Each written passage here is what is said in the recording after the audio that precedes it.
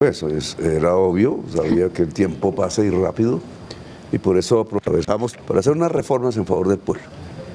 Unas pasaron, otras las hicimos nosotros desde el gobierno, otras se quedaron en un Congreso cuyo mayoría del Senado hoy se siente triunfadora. O sea, pareciera que una parte de la población entonces lo respaldó y que no se querían las reformas como la pensional, que quieren deshacer, como la de salud, que nunca pudo hacerse, y la laboral, porque ya hablan de una contratación por horas, que sería el desastre para cualquier trabajador y trabajadora de Colombia. Si es un desastre, un contrato a 3 meses, ya lo sabemos todos los que han vivido eso, la inestabilidad, el estrés que hay que hacer para que vuelvan a hacer el contrato, qué le pasa a la mujer en ese tipo de tratamiento, pues cómo será por horas. Sin embargo, hay personas que no entienden eso, o sea, de pasar de una reforma laboral que garantiza estabilidad, salario vital mínimo, o sea, que se pueda comprar la comida mínima, una jornada de 8 horas, que garantice que la señora madre de sus hijos pueda llegar a su casa en las grandes ciudades y abrazar a sus hijos. Dije que esa es la primera medida de seguridad que un país debe tener, porque esos niños crecen en el medio del amor, no se convierten en criminales, a una contratación por horas donde 20 millones de trabajadores que hay en Colombia, pues no van a tener ninguna estabilidad. Eso es lo que se promete, deshacer la reforma pensional y reducir el Estado, que es lo mismo que dijo Milei. Redujo el Estado en Argentina y está matando a la gente de hambre. Argentina tiene más hambre que Colombia ya. Y entonces, si eso es lo que queremos, pues sí, bueno, se acepta. No vamos a estar de acuerdo, obviamente, pero el pueblo escoge su destino. Y ya Colombia ha escogido muchas veces caminos de violencia suicida. Yo lo que espero es que la Colombia de hoy, la que hemos construido, sepa que el camino de Colombia no es el suicidio. El camino de Colombia es guiar a la humanidad a la construcción de la vida. La vida es el objetivo fundamental, no la muerte. Llevamos décadas en donde creemos que la seguridad es la muerte. Pues estamos desatando holocaustos por todas partes. 6.402 jóvenes asesinados, 200.000 personas masacradas por el paramilitarismo y la mafia de la cocaína, fosas comunes, no hay sino que ver la Comuna 13, ya tiene 7 cadáveres, y allí desaparecieron 100 personas. Entonces, volver a esa época, pues es un suicidio. Y obviamente cualquier ser humano que quiera Colombia, que quiera su pueblo, que quiera que su juventud y sus hijos vivan mejor que nosotros, pues no va a estar con un suicidio y va a tratar de detenerlo a como dé lugar a través del argumento y de la paz. Ok, entonces según lo que usted está diciendo, ante un posible cambio de gobierno, ¿el salario vital estaría en riesgo? Indudablemente, una contratación por horas es la muerte del salario mínimo, ni siquiera el vital, del mínimo, porque ya es el mínimo por hora. Entonces, si trabajaste 2 horas al mes, pues eso es lo que te ganas en un mes, 2 horas. Entiendo. Vamos a hablar de un tema coyuntural en este momento que es noticia en el país. Usted recientemente ha denunciado en su perfil de X posibles irregularidades y un presunto fraude electoral, algo que ya en distintos sectores ya habría comenzado a evidenciarse en algunos lugares del país. ¿Qué fue exactamente lo que ocurrió y por qué decidió denunciar esto? Nosotros tenemos la prueba, por eso no tengo temor de hablar, pero el censo electoral se cierra, todos los colombianos y colombianas saben, en una fecha en donde ya no te puedes inscribir. Eso fue hace 2 meses más o menos. Y allí se dice cuál es el censo electoral, 41 millones y pico dijeron en ese momento. No se puede modificar después, ya se cierra la inscripción de cédulas. Esas son las normas, la ley. Yo venía criticando porque desde el año 2014 el software que usa una firma privada, que es la que cuenta, no es Colombia, es una firma privada, la de los hermanos Bautista, había sido señalada de fraude. 2014, se había comprobado judicialmente que el software puede ser vulnerado desde adentro y desde afuera, es decir, y que hubo un fraude en el 2014 contra el MIRA. Ya se había dicho que tenía por orden judicial que hacer la registraduría, nunca se hizo. El Consejo de Estado en sala plena ordenó a la registraduría un software, propiedad pública, auditable y hecho desde adentro por el Estado mismo, por la registraduría misma, y eso nunca pasó. En el año 2022, que yo ya participé en elecciones para presidencia, a mí cogieron un algoritmo en varias mesas para quitarme 100 votos en todas. Y al pacto histórico, que por primera vez aparecía en el Senado, le quitaron 700,000 votos de público conocimiento. Y ahora, viendo el 26, advertí como presidente de la República, esto ha pasado, esto dijo el Consejo de Estado, esto, por favor, permitan auditar, que es mirar todo ese poco de temáticas que ya se llama algoritmo, hay que tenerlo porque es cuantioso, por los partidos, por las campañas, por la ciudadanía, no lo permitieron.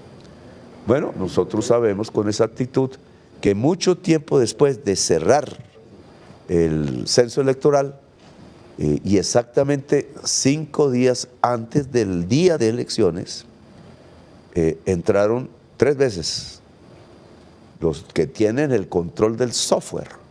Esos son los hermanos Bautista y sus empleados, porque no lo tiene la registraduría.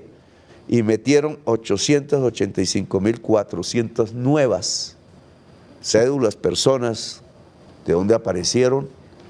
Buena parte de eso se fue al conteo internacional, por eso muchas de las mesas que yo mostré atípicas son internacionales. Hay que comparar la votación de las mesas atípicas, y eso no lo está haciendo el escrutinio, con, no por el número de votos en la mesa, sino por las personas que votaron, para saber si están en el censo electoral oficial. Porque si esas mesas atípicas tienen un porcentaje, lo que enciman a los 360 votos por mesa, un porcentaje de gentes que están en ese nuevo censo que ilícitamente metieron en el software de los hermanos Bautista, pues son votos no válidos. No se sabe si existen esas personas. Y esa es, digamos, la denuncia que yo he hecho. El monto en las mesas atípicas, que separa a Cepeda de Abelardo. Abelardo gana en todas las mesas atípicas, y la suma total de esas 5,300 mesas atípicas da 630,000 votos por encima de Cepeda.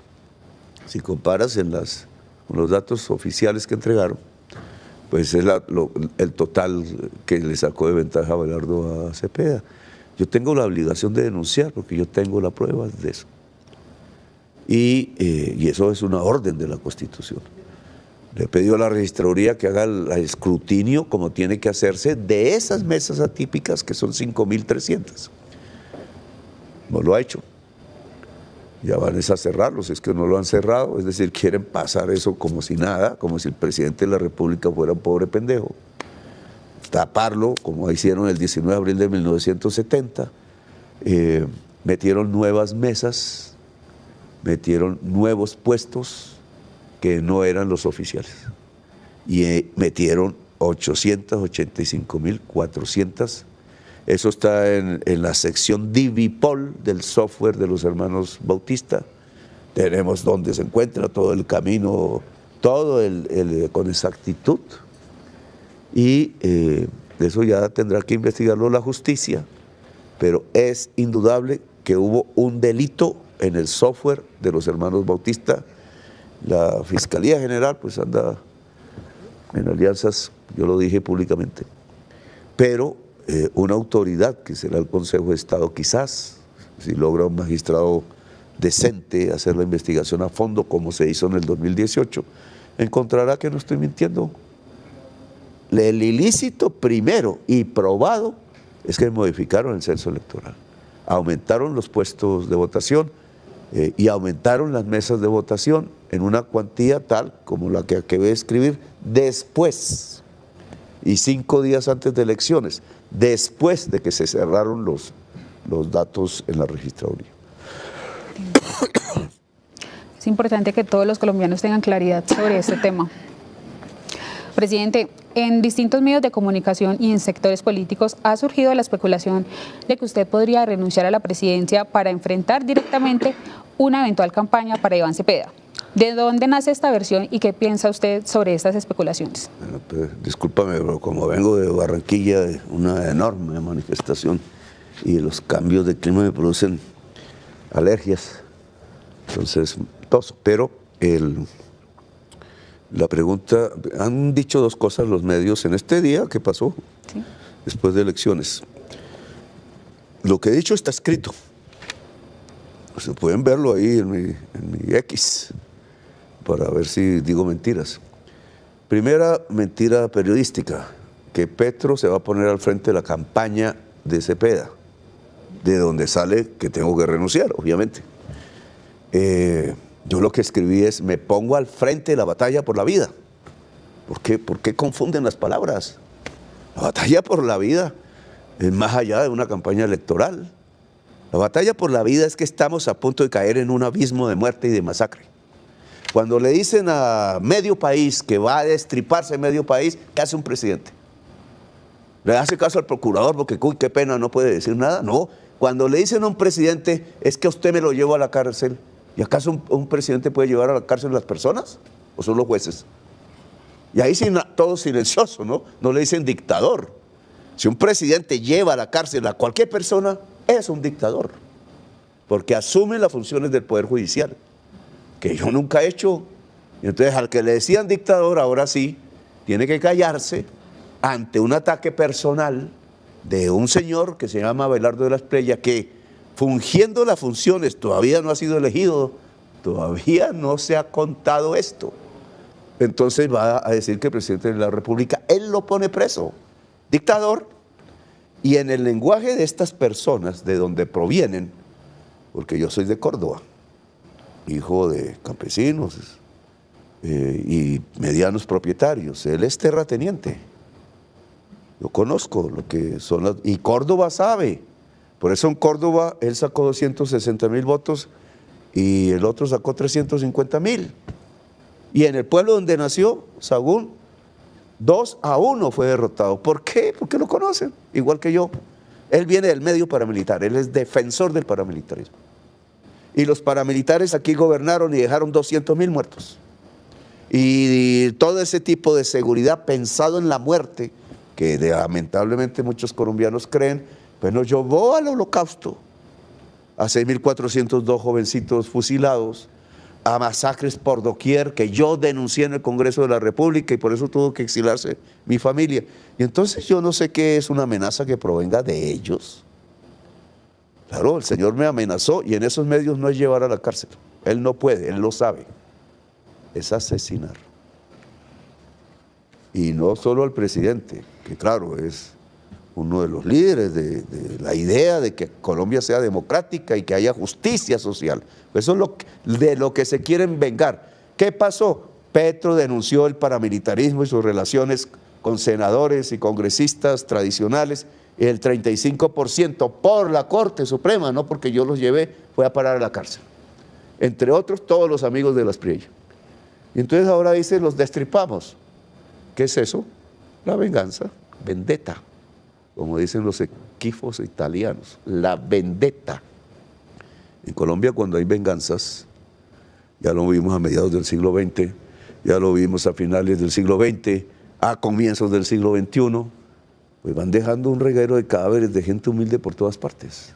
Ya lo sabemos, no es sino que leer la historia de Colombia. 300,000 campesinos asesinados por el fascismo de Laureano Gómez y Ospina, que fueron elegidos presidentes de manera incluso fraudulenta.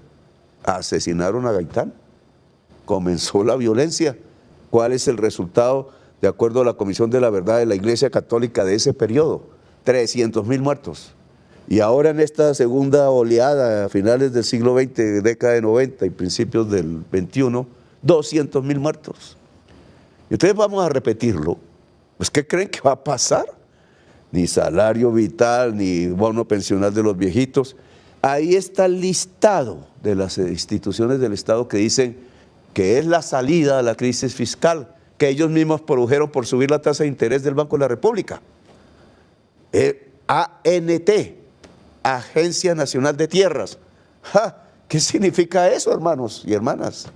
Eso significa cero reforma agraria, cero tierra a los campesinos, se quedan los desplazadores violentos con las tierras, adiós la posibilidad de repartir baldíos, injusticia social en los campos. Y cuando hay injusticia social en los campos, ¿qué hay en Colombia? Más hoja de coca, más mafia, más violencia. Pues yo tengo que decirlo, yo he sido amenazado directamente. El procurador, un señor Carrillo que no dijo nada más que defender, que tenía derecho a defenderme yo, lo dijo por una emisora. Entonces lo echó, pronunció la palabra fascismo, es decir, Carrillo es echado por decir que el fascismo no puede entrar a Colombia y tomarse el poder. Y es lo que está pasando. Si nos dejamos robar los votos, si nos quedamos en la casa, si porque la mayoría de Colombia es progresista, quiere paz, quiere trabajo, quiere progreso y no matarnos entre nosotros, como hemos hecho en los 100 años de soledad que han pasado, pues entonces los que empezamos a decir, yo tengo derecho a defenderme, me han amenazado personalmente, han amenazado al país, porque si van a quitar todo el Estado, van a quitar la política social de Colombia, la capacidad de que los jóvenes entren a la universidad gratuita, como lo logramos, la capacidad de extender la salud a donde las EPS no llegan y dejarle a las EPS otra vez el botín, la capacidad de que un trabajadora en Colombia tenga un trabajo digno y un salario digno, que yo no sé si todos esos trabajadores son de derechas o de izquierdas, pero recuerden, entonces, salarios de hambre, salarios de una hora, volver a la esclavitud, literalmente. Hay que recapacitar. Yo sé dónde viene de la Asprilla. Sé que fue el abogado defensor de los paramilitares. Sé que los paramilitares se sintieron estafados por el abogado. Sé las frases que dijo Uribe en contra del señor de la Asprilla. Ahora, como le tiene más odio a Cepeda, entonces ahora lo apoya. El uribismo recargado. Esto es política, no, esto es defensa de un país. Es mi vida que he puesto en la lucha contra eso. Y el presidente de la República ha sido amenazado de frente y yo no me asusto. En segunda parte, porque me fui muy lejos. ¿Voy a renunciar? Obvio que no, porque yo no voy a ser el jefe de una campaña electoral. Yo voy a dar la batalla por la vida, fue lo que escribí, por la vida, porque la vida en Colombia está hoy en peligro. Muy bien, presidente. Nos acaba de llegar información de que Donald Trump ha manifestado su apoyo a Abelardo de la Espriella. ¿Qué opina usted de esto? Pues mire qué pasa en Estados Unidos con Trump. Primero, pues traiciona el acuerdo que hizo conmigo en mi conversación personal, que no era intervenir en Colombia. Me amenazó con misiles, yo fui a hablar, creo que salimos de amigos, debe dejar al pueblo colombiano libre de votar, de escoger, pero eso de estar humillando a los pueblos, echándoles misiles, amenazando militarmente, acabando con el derecho internacional humanitario. Yo iba a ir al Consejo de Seguridad a recibir la presidencia del Consejo de las Naciones Unidas, el Consejo de Seguridad. Me pusieron condiciones, que no puedo hablar en una universidad, que no puedo hablar con el alcalde de Nueva York. ¿Qué es eso? El señor Bernie Moreno, que no es colombiano, entonces a condicionar. No ha dicho ni pío sobre el fraude. ¿Por qué? ¿No tienen los aparatos para saberlo? Como nosotros sí lo sabemos. Decían que nosotros íbamos a hacer el fraude, pampinas. Nosotros no manejamos la registraduría, ni el Consejo Electoral, ni nada. No cuidaron la transparencia de elecciones. Bueno, ya ellos toman partido Si Colombia quiere cambiar de bandera, pues cambie. Si Colombia quiere mantener la bandera de Bolívar, el oro, la libertad, la bandera haitiana que acabó con la esclavitud, y este no es el oro, sino el sol amarillo del Caribe, y esta bandera significó en todo el mundo libertad. Si Colombia quiere cambiar esta bandera, pues no puedo oponerme. Pero yo creo que la mayoría de los colombianos no cambia esta bandera por otra. Yo no la voy a cambiar. Y no porque me ponga la camiseta de la Selección Colombia, no, la Selección Colombia es de toda Colombia. Y ojalá todo el mundo salga a votar con la camiseta de la Selección Colombia, unos y otros. Unidad nacional, pero esta es la bandera de Colombia. Esta no se la entregué al señor Trump. Esta no se la entregué al señor Rubio. Yo pienso que Bolívar tenía razón, que lo que hay que construir es la Gran Colombia. Es nuestro poder, es nuestra potencia. Cada vez que nos dividen, cada vez que nos destrozan, Colombia pierde territorio. ¿O no lo hemos perdido? Yo fui el primero en detener la pérdida territorial en el mar de San Andrés contra Nicaragua. Entonces yo me quedo con esta bandera y la defiendo, y a muerte. Yo no pertenezco a otro país más que Colombia. Eso, presidente. Presidente, usted ha dicho, y lo cito textualmente, que el amor vence al odio. ¿Cree que Colombia está realmente preparada para dejar atrás la política basada en el enemigo? Sí, es creer que un colombiano es enemigo de otro. El enemigo interno le llaman a eso. Llevamos un siglo por lo menos pensando así. Y pasa de generación en generación. Entonces tú eres mi enemigo y te mato, te destripo, dice, ¿no? No, hay rivalidad, hay contradicción, obvio, en toda sociedad la hay. Hay controversia que siempre hay que desatar y debe ser libre e impulsada incluso a través de la comunicación. La comunicación, dijo el filósofo Habermas, si no hay comunicación social, hay violencia. Comunicación social es de la sociedad. Y entonces, si una parte de la sociedad ve a la otra como enemiga, ¿qué comunicación va a haber? Pues hay violencia. Entonces, esa tesis de colombianos como enemigos no puede existir en la mentalidad colombiana. Debe existir la diferencia, sí, no el pensamiento único. Entonces, matamos a los que no piensan como nosotros. Pensamiento único. Eso no es más sino la destrucción de una nación. No crece una nación bajo esa mentalidad. Bueno, presidente, el tema de las guerrillas todavía genera dolor y rechazo en muchos colombianos. Históricamente se suele meter en el mismo saco al M-19 y a las FARC, pero fueron movimientos distintos. Desde su experiencia personal, ¿cuáles eran los ideales que movían la lucha del M-19 y qué cree que diferencia esa historia de las otras guerrillas del país? La historia misma, los contextos en que se fue creando cada agrupación, cada rebeldía, porque estamos hablando de una fase anterior, ya estás hablando de los años 70 del siglo XX, 60 incluso del siglo XX. Cuando vas a esa parte de la historia hay que leerla. En los años 60 veníamos y todavía existía la guerra entre liberales y conservadores, con guerrillas liberales y con paracos del Partido Conservador, de la policía municipal que era, dedicados a la matanza, los liberales al principio a defenderse de una masacre de 300.000 campesinos, humildes todos, por un trapo rojo o por un trapo azul se mataban. De ahí viene la FARC. La FARC viene de las guerrillas del Partido Liberal. El señor Marulanda Vélez era el sobrino del presidente del Partido Liberal, del comité, directorio, le decían, presidente del directorio del Partido Liberal del viejo Caldas, cafeteros. Por eso pasan la cordillera hacia Tolima. ¿Por qué pasan la cordillera para Tolima? Porque los iban a matar.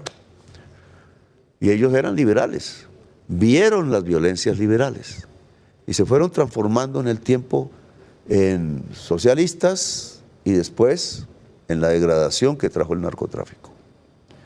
Porque la violencia cambia de fases, es tan larga en el tiempo que se va degradando. El M-19 no nace en esas épocas, nace en la ciudad, nace en el 74 y de un fraude electoral. la de la ANAPO. Por eso soy tan reacio a que se permita el fraude electoral en Colombia. 19 de abril de 1970, por eso se llama M19, Movimiento 19 de abril. Y busca, como proyecto político, no tiene la herencia de la violencia liberal conservadora, un proyecto democrático para Colombia. Democracia. Porque estábamos bajo estado de sitio 25 años, estábamos bajo fraudes permanentes, no había libertad, el estado de sitio anulaba la Constitución, mientras se hacían decretos de estado de sitio. Así fue mi juventud, por ejemplo, el que pintaba una consigna, creo que ahora empieza a pasar también, pintaba una consigna en una pared y lo cogían, iba a consejo verbal de guerra y a la cárcel. Era la época de la dictadura de Pinochet, la época de Videla, la época de la dictadura uruguaya, y aquí se implementaban los mismos métodos. Por eso, una parte de la clase media, rebelde en su juventud, estudiante, etcétera, se alzó en armas. Y de ahí venimos nosotros. Nosotros reconocimos que por el camino de las armas no se iba a transformar a Colombia, dejamos las armas, 1989-90, ganamos la Asamblea Nacional, las elecciones de Asamblea Nacional Constituyente, se hizo la Constitución actual, esa es hecha con nosotros en la Asamblea, por elección popular. Y vino todo este periodo de contrarreforma constitucional con los paramilitares matando por todas partes. Nosotros nos acabamos realmente en el 94, pero no dejamos de intentar lo que habíamos pensado dejando las armas, por vías pacíficas y con el apoyo popular, transformar el país hacia una democracia. Y eso es exactamente lo que he intentado hacer en este gobierno.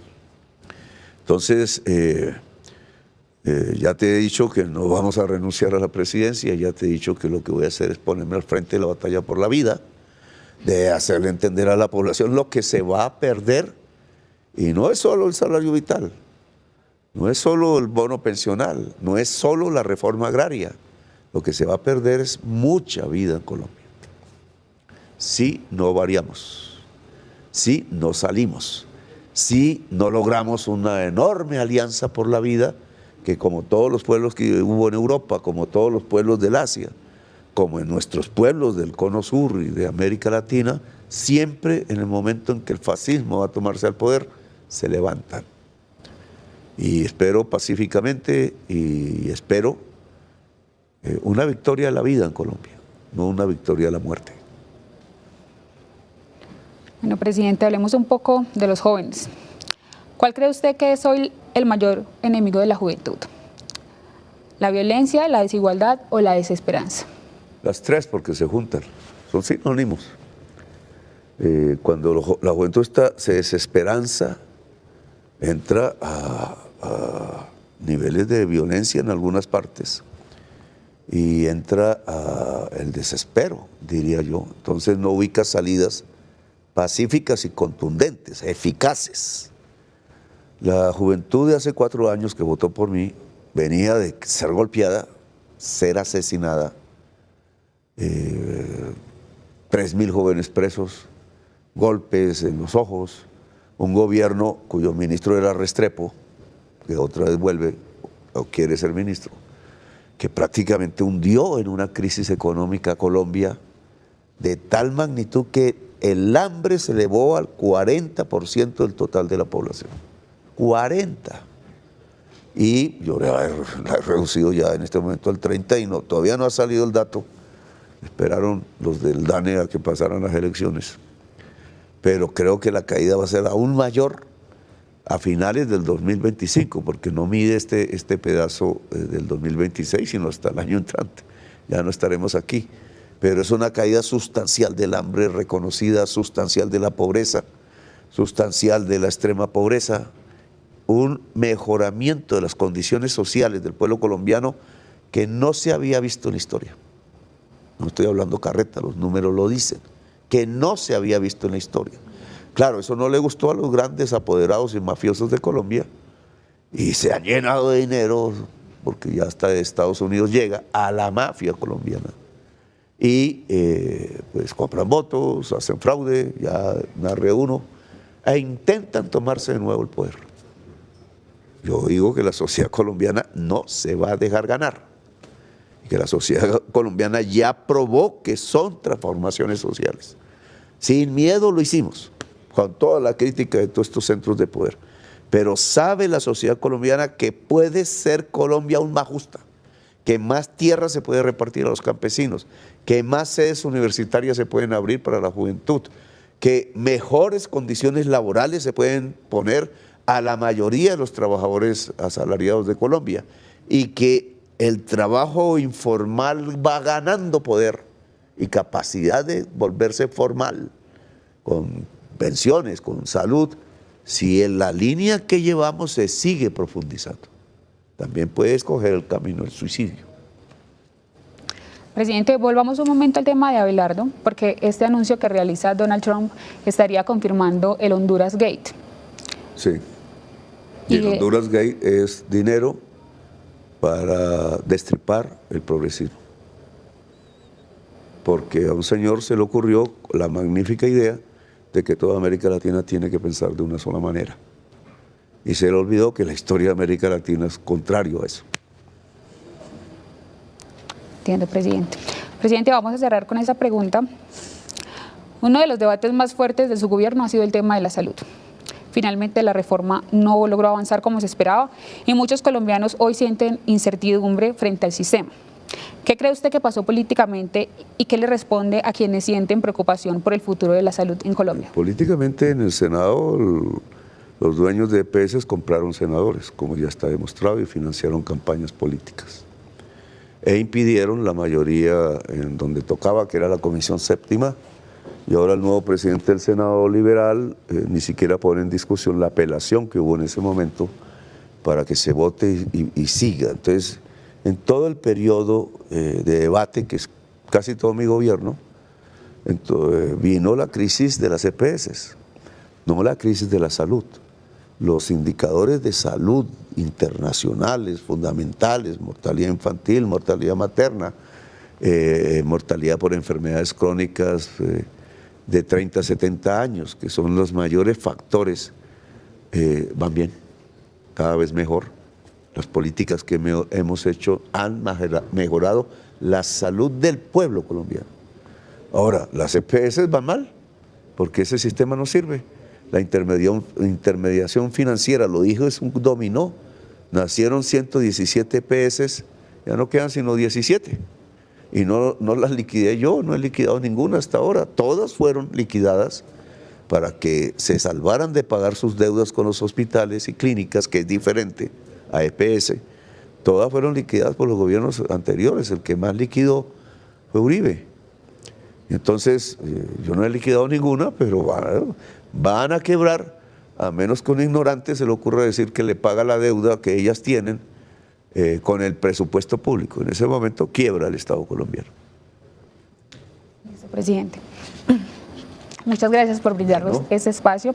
¿Tiene algún mensaje para Colombia, para los jóvenes? La vida, luchar por la vida. La vida es hermosa, es intensa, es una gran bandera, no digo política, sino humana. Y si quieren luchar por la vida y por la humanidad, yo estoy al frente de la batalla. Muchas gracias, presidente. Bueno, gracias a ti, Isabela.